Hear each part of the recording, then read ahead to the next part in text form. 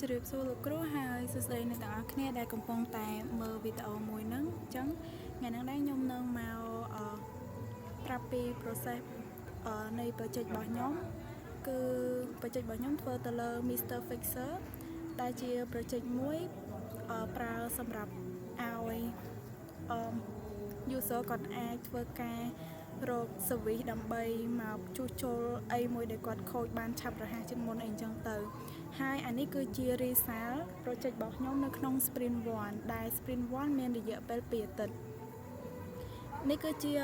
នៅresult របស់ project របស់ខ្ញុំនៅពេលដែលយើង run ហើយយើងនឹងឃើញបែបនេះជា page ដំបូងដែលយើងឃើញចឹងអានេះគឺជាវាប្រៀបដូចជា website marketing website មួយចឹងយើងអាចធ្វើការ scroll មើលព័ត៌មាននៅក្នុង system មួយហ្នឹងហើយនៅក្នុងនោះវាមាន3 page ដូចអ្នកទាំងអស់គ្នាកំពុងតែឃើញអញ្ចឹងអូខេបន្ទាប់មកយើងអាចធ្វើការ sign up តែនៅក្នុងករណី sign up គឺយើងអាចអនុញ្ញាតឲ្យ user គាត់ sign up ជាអ្នកប្រើប្រាស់ធម្មតាទេដូចនៅក្នុង system របស់យើងគឺមាន3 role ទី1គឺ admin ហើយ service provider ជាមួយនឹង customer ធម្មតាអញ្ចឹងនៅក្នុង fixer យើងឲ្យខាង admin ជាអ្នកបង្កើតចង់និយាយថា service provider ហ្នឹងគឺខាង admin បានគាត់មានសិទ្ធិបង្កើត account ជា service provider ប៉ុន្តែនៅពេលដែលអ្នកទាំងអស់គ្នាធ្វើការ sign up នៅនេះគឺអ្នកទាំងអស់គ្នាគ្រាន់តែអាចធ្វើការ sign up ក្នុងនាមជា customer អ្នកប្រើប្រាស់ system នឹងធម្មតាអញ្ចឹងយើងសាក test ទៅថាអូខេ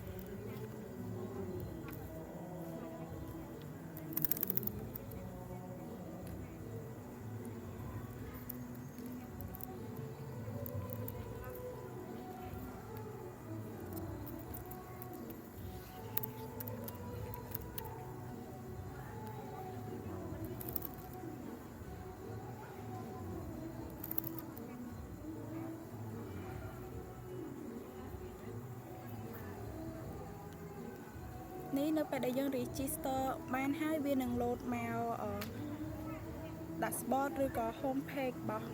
account មួយនឹងតែម្ដងដែលយើងអាចចាប់ឈ្មោះចាប់ role នៅនេះបានហើយ result របស់ខ្ញុំធ្វើបានតែ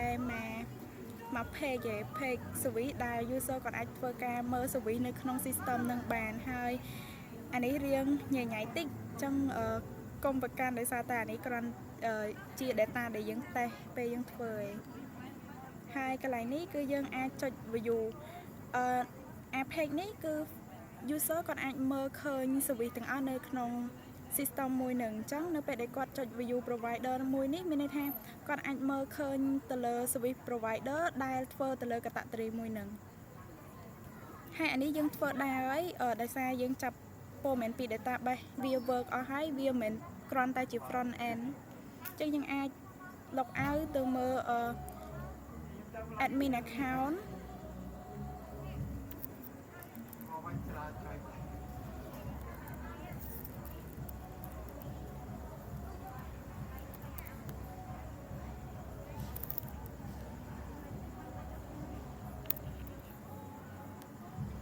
នៅក្នុង admin នេះយើងធ្វើបានពី page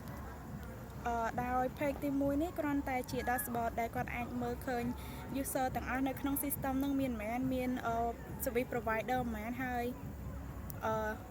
មាន customer មែនអីចឹងទៅប៉ុន្តែនៅក្នុង page នេះគឺ admin នឹងគាត់អាចធ្វើការបង្កើតជាមួយនឹង service កាតាបត្រីបាន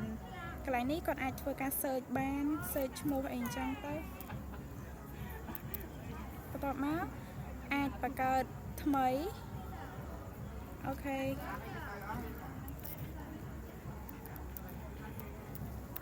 bicycle អីអញ្ចឹងទៅហើយគាត់អាចធ្វើការ upload រូបភាពបាន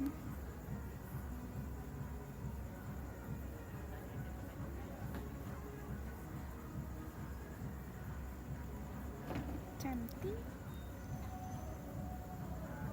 អានេះសូមទៅយក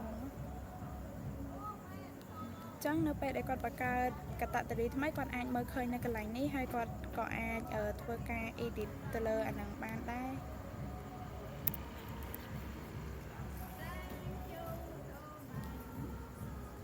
ហើយយើងអាចលុបវាចេញវិញបានអានេះក៏ work ទាំង front ទាំង back ដែរនិយាយទៅអីដែលអ្នកទាំងអស់គ្នាឃើញនៅហ្នឹងគឺសុទ្ធតែ work ទាំង front ទាំង back ហើយចំពោះអីគេ service provider account គឺយើងធ្វើបានត្រឹម login ចូលហើយនៅក្នុង dashboard នៅក្នុង home page ហ្នឹងអត់ទាន់មានអីទេអញ្ចឹងយើងធ្វើបានត្រឹមតែ login តែប៉ុណ្ណោះ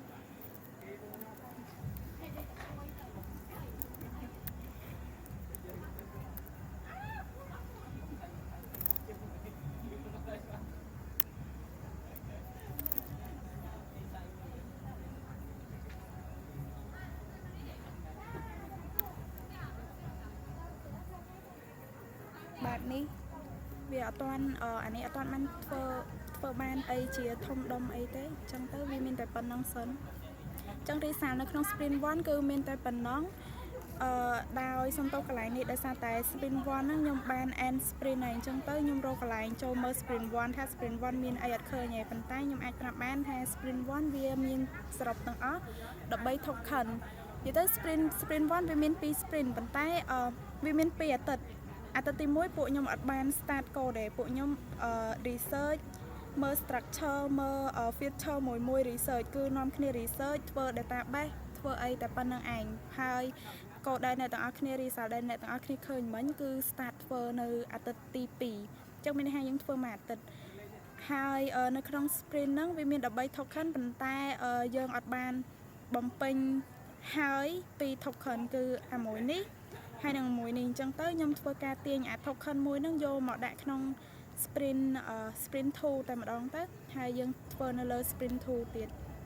អញ្ចឹងខ្ញុំអាចបង្ហាញឲ្យមើល backlog បានដោយនៅក្នុង sprint 2ខ្ញុំមាន13 token ហើយ sprint 2ហ្នឹងក៏មានរយៈពេល2អាទិត្យដែរនៅក្នុង sprint 2នេះដែរយើងចែកគ្នាធ្វើទាំង3 role ដោយយើងចែកគ្នាធ្វើផ្ដោតលើ role រៀងខ្លួនអញ្ចឹងទៅហើយនេះគឺជា backlog task ដែលយើងនៅសល់អីហើយវាមិនមែនមានតែប៉ុណ្្នឹងទេដោយសារតែ feature ខ្លះយើងអត់តាមបានសរសេរចូលអញ្ចឹងនេះគឺជាវីដេអូដែលនិយាយអំពី progress project ក្រុមរបស់ពួកខ្ញុំ Mr. Fixer នៅក្នុង sprint ទី1អរគុណលោកគ្រូហើយនិងអរគុណអ្នកទាំងអស់គ្នាហើយសង្ឃឹមថាលោកគ្រូនិងអ្នកទាំងអស់គ្នាកុំមាញអារឿង data របស់ខ្ញុំដោយសារតែ data វារៀងញ៉ៃខ្ញុំតែឲ្យខ្ញុំអាចបានសម្រួលវាឡើងវិញអញ្ចឹងសូមទោសកន្លែងហ្នឹងហើយអរគុណដែលបានមើលវីដេអូមួយហ្នឹងអរគុណ